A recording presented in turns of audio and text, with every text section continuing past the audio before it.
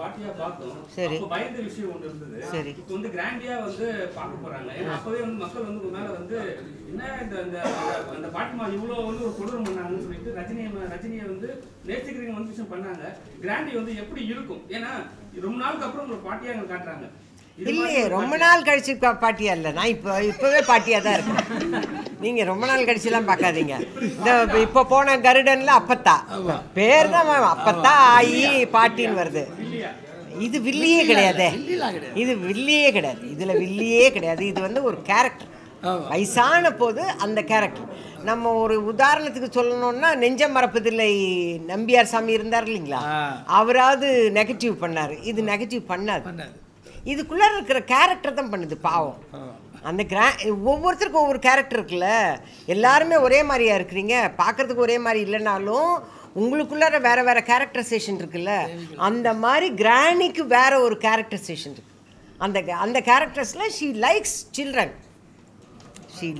Children, அதான். இப்போல்லாம் வந்து ஸ்டார் காஸ்ட்டை வச்சு தான் மூவி பண்றாங்க. ஆமா அது வந்து வர்த்தக ஆமா.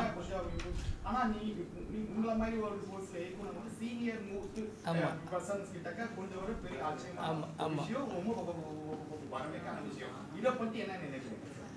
இல்லை, ஆக்சுவலி நம்ம நிறைய க்ரியேட் பண்ணோம். எங்களை பொறுத்த வரைக்கும் visual media, cinema visual media, entertain பண்ணணும். என்னை பொறுத்த வரைக்கும் சினிமாவுக்குள்ளே வந்துட்டு நம்ம யாருக்கும் அட்வைஸ் பண்ணுறது, நம்ம வந்து பல கருத்துக்கள் சொல்கிறதெல்லாம் எனக்கு வந்து ஆக்சுவலி நம்ம வந்து திருவள்ளுவரோ பாரதியாரோ எல்லாம் கிடையாது. நம்ம ஒரு சினிமாக்காரன், நம்ம என்டர்டெயின் பண்ணுறதுக்கு வரோம். ஓகே, ஸோ அங்கே வரவங்களுக்கு ஒன்று நான் காமெடி சொல்லணும், இல்லை அவங்களுக்கு ரொமான்ஸ் சொல்லணும், இல்லை அவங்களுக்கு ஹாரர் சொல்லணும். அவங்களுக்கு ஏதோ ஒரு உணர்வுபூர்வமான ஒரு ஃபீல் அவங்களுக்கு கொடுத்து வெளில அனுப்பிச்சால் அதுதான் அவங்க கொடுக்குற காசுக்கு மரியாதையாக இருக்கும் இல்லையா. அவங்கள வந்து உட்கார வச்சு நானும் அட்வைஸ் பண்ணிகிட்டு இருக்குது, எனக்கு அது பிடிக்காது. அது ஃபஸ்ட்டு எனக்கு ஐடியா இல்லை. ரெண்டாவது என்ன, இந்த மாதிரி நான் பண்ணுற ஸ்கிரிப்ட் எல்லாமே நான் அப்படி தான் யோசிப்பேன். ஒரு ரெகுலரான பேட்டர்னில் இருக்கக்கூடாது அப்படின்றத யோசிப்பேன். புதுசாக ஏதாவது ஒன்று சொல்லணுன்னு அதுக்கு ட்ரை பண்ணது தான் இது. இது ஒரு பேட்டர்ன் ஆஃப் சினிமாவாக இருக்கும்.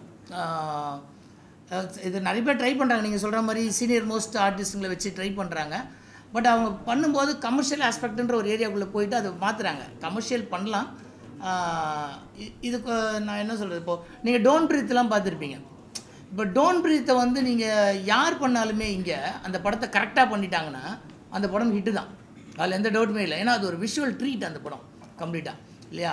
ஸோ அதில் வந்து நம்மளுக்கு சீனியர் மோஸ்ட் ஆர்டிஸ்ட்டோ இல்லை ஒரு நீங்கள் சொல்கிற மாதிரி கமர்ஷியல் ஆர்டிஸ்ட் தான் வேணுன்றது இல்லை. கரெக்டான ஸ்க்ரீன் ப்ளே என்டர்டெயின்மெண்ட். 2 மணி நேரம் இன்றைக்கி வந்து ஒரு ஆடியன்ஸை கொண்டு போய் தேட்டருக்குள்ளே வச்சு லாக் பண்ணுறோன்றது அவங்க நம்மளுக்கு கொடுக்குற ஒரு வாய்ப்பு. அதை நம்ம கரெக்டாக யூஸ் பண்ணிக்கணும். ஒரு காலத்தில் 5 டே மேட்ச் பார்த்தாங்க, அப்புறம் 1 டே மேட்ச் பார்த்தாங்க. இப்போ 2020 இப்போ 10க்குலாம் வந்துட்டாங்க. ஏன்னா அவ்வளோதான், கிளைமேக்ஸ் மட்டும் சொல்லுங்கள் போதுன்ற ரேஞ்சில் தான் இன்றைக்கி மக்கள் இருக்காங்க. எனக்கு போட்டு தொல்லலாம் கொடுக்காதீங்க, கிளைமேக்ஸ் சொல்லுங்கள் அப்படின்றாங்க. ஸோ 2 மணி நேரம் நம்ம கிளைமேக்ஸாக ஒரு படம் எடுக்கணும். அப்படி தான் இன்றைக்கி தேவைப்படுது. ஆனால் தான் சில படம் பார்த்திங்கன்னா ஓப்பனிங் சீனை கிளைமேக்ஸ் சீனை காமிச்சிட்டு அப்புறமா படத்துக்கு போவாங்க. ஏன்னா அவங்களுக்கு அந்த மாதிரி தான் பண்ண வேண்டியதாக இருக்குது. ஸோ நான் அப்படி தான் ஒவ்வொரு சீனுமே கிளைமேக்ஸ். ஆமாம், நான் அப்படி தான் ஒரு கிளைமேக்ஸாக ஒரு படத்தை பண்ணியிருக்கேன் ஃபுல்லாகவே. வடிகல்சி மேடம் வந்து நீங்க கிராண்டியா பார்த்தீங்க. ஏன்னா அவங்க சொன்ன விஷயம் என்னன்னா, ஐயோ இந்த படம் வந்த பிறகு எனக்கு எப்படி இருக்குமே தெரியலையே, என்ன வரமாட்டேன்னு சொன்னாங்க. கதை சொல்லும்போது என்ன சொன்னாங்க? அதான் அவங்க நான் திடீர்னு தான் போனேன். அம்மா அம்மான்னு சொல்றீங்க. ஆமா, கிராண்டியா வந்தாங்க. அம்மா என்னைக்கு இருந்தாலும் கிராணி ஆதியான்னு வச்சிடணும். நாங்களாம் அப்பாவா இருக்கும்போது அவங்க கிராணி தானே இல்லையா. ஆக்சுவலாக நான் என்னன்னா நீங்க சொல்ற விஷயம் ஓகே. பாட்டியை வந்து ஒரு அழகா காட்டுவாங்க. பாட்டியே ரொம்ப அசிங்கமா இருந்தா கூட நாங்க என்ன பண்ணுவோம்னா ஒரு அழகா வச்சு அவங்க மேக்கப்லாம் பண்ணி ஒரு போட்டோ எடுப்போம். இந்த போட்டோ எடுத்து வச்சுட்டு அவங்க பயம் இல்லை, அதுதான் சொல்ல, அதுதான் சப்ஜெக்ட், அதுதான் ஸ்கிரிப்டாக வந்து நம்ம உண்மையிலேயே சொன்னால் சினிமா வந்து எனக்கு ஆச்சரியப்படுத்தின ஒரு விஷயம். நான் சின்ன குழந்தையிலேருந்து நான் ஒரு விஷயம் பார்த்துருக்கேன். நீங்கள் ஒரு விஷயம் அந்த ஃப்ரேம்குள்ளே வரணும்னு தலையெழுத்து இருந்ததுன்னா நீங்கள் 10 நிமிஷம் செலவு பண்ணாலும் அது வரும். நீங்கள் வரக்கூடாதுன்னு இருந்ததுன்னா நீங்கள் கோடியாக செலவு பண்ணாலும் அந்த ஃப்ரேம்குள்ளே அது வரவே வராது. அது எல்லா மேக்கர்ஸ்க்கும் தெரியும். நீ காலைல கூட நானும் கேமராமேனாக தான் பேசிக்கிட்டு இருந்தோம். ஒரு ஃப்ரேம் என்ன கேட்குது, ஒரு ஸ்கிரிப்ட் என்ன கேட்குதோ அதை நம்ம கொடுக்கணும். நம்மளுக்குள்ளே க்ரியேட்டிவிட்டி வரும். நான் கொஞ்சம் கடவுள் புண்ணியத்தில் நான் ஸ்கிரிப்ட் பண்ணிகிட்டே இருப்பேன், கேப்பே விட மாட்டேன். சும்மா இருக்கும்போதெல்லாம் ஸ்கிரிப்ட் பண்ணியிருப்பேன். இது வரைக்கும் ஒரு 30 ஸ்கிரிப்ட் பண்ணியிருக்கேன். ஆக்சுவலாக ஃபுல் ஸ்கிரிப்ட் பவுண்டடாகவே பண்ணியிருக்கேன்.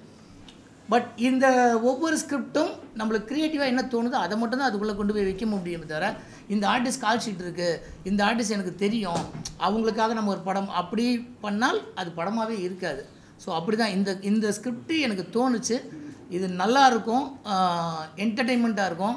இப்போ நிறைய கொஞ்சம் கான்ட்ரவர்சிலாம் போகுது சினிமாவில், அதெல்லாம் இல்லாமல் சினிமா என்டர்டெயின்மெண்ட் மீடியா வந்தால் என்ஜாய் பண்ணணும், ஒன்று பயந்துட்டு எழுந்து போகணும், இல்லை சிரிச்சுட்டு எழுந்து போகணுன்ற அந்த ஒரு மைண்ட் செட்டில் மட்டுமே இந்த படத்தை பண்ணியிருக்கேன். இப்போ வந்து நிறைய ப்ரொடியூசர்ஸ், நிறைய மேடை பேச்சாளர், அதுக்கப்புறம் என்ன சினிமா சம்பந்தப்பட்ட ஆளுங்க எல்லாம் என்ன சொல்கிறாங்கன்னா, தமிழில் ஏன் டைட்டில் வைக்க மாட்டாங்க, தமிழ் டைட்டில் வைங்கன்னு சொல்கிறாங்க. ஆனால் நீங்கள் மறுபடியும் வந்து எல்லாருமே இங்கிலீஷ்லேயே வச்சுட்டு போகிறீங்களே, தமிழ் அழிஞ்சு போயிடாதுன்னு சொல்லிட்டு கேட்குறாங்க. ஆக்சுவலி தமிழை யாராலையுமே அழிக்க முடியாது. ஓகே, அம்மான்னு ஒன்று இல்லைன்னா இந்த உலகத்திலே கிடையாது, குழந்தைங்களே கிடையாது, மனித இனமே கிடையாது. அம்மான்றது இருந்துக்கிட்டே இருக்கும் கடைசி வரைக்கும், இல்லையா? அப்போ தான் பூமி சுற்றிக்கிட்டு இருக்கும். ஆனால் தமிழ் கண்டிப்பாக இருக்கும், அதில் எந்த டவுட்டுமே இல்லை. ஆனால் சில விஷயங்களை நம்ம இப்படி சொன்னால் தான் நல்லாயிருக்கும்னு இருக்குது, இல்லையா?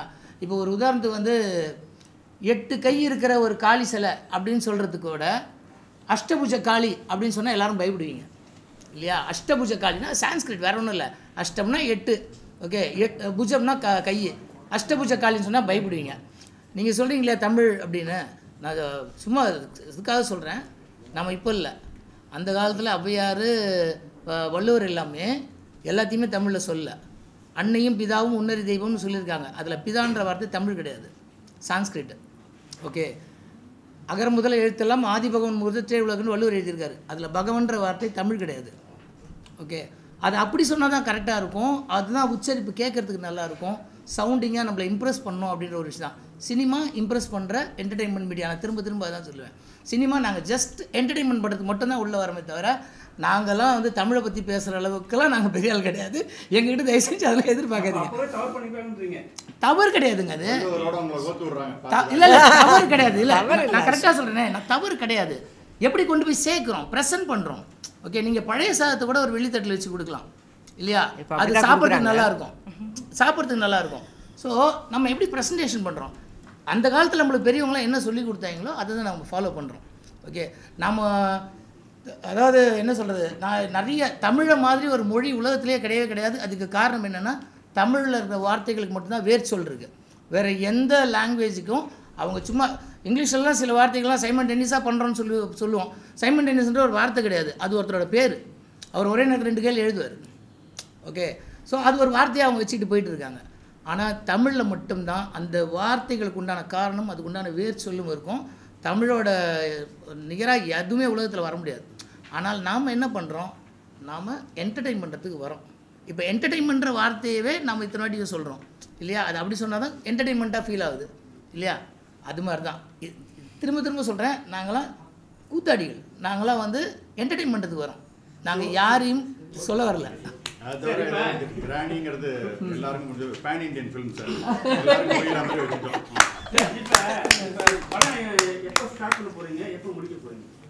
செப்டம்பரில் ஆரம்பிச்சு செப்டம்பர்லேயே முடிச்சிடும். நீங்கள் கேட்குற கேள்வி எனக்கு புரிஞ்சிச்சு.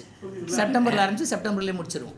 ஒரு எக்ஸ்பிரஷன் முன்னாடி ஒரு கருத்து சொன்னீங்க, என்னன்னா இந்த லெகின்ஸ் போட்டா அவங்களுக்கு பிடிக்காதுன்னு. ஆனா வந்து ப்ரொடியூசர் டைரக்டர்லாம் வந்து புடவை கொடுக்குறாங்க. இப்போ வந்து அந்த ஆடை கலாச்சாரம் எப்படி இருக்கு மேடம் உங்களுக்கு பாருங்க? ஆமாம், லெகின்ஸ் எனக்கு பிடிக்க மாட்டேங்குது. என் வயசு என்ன மாதிரி எனக்கு பிடிக்கலன்னு வச்சுக்கோங்க. ஆனால் இப்போ புடவை கட்டுற வயசில் தானே இருக்கேன், அதனால தான் புடவை வெட்டுன்னு வந்து கொடுத்தாங்க. லெகின்ஸ் போட்டால் நான் என்ன ஆகுறது? அப்போ நான் லெகின்ஸ் போட்டு நடித்தா கிராண்டியாக தான் இருக்கணும்.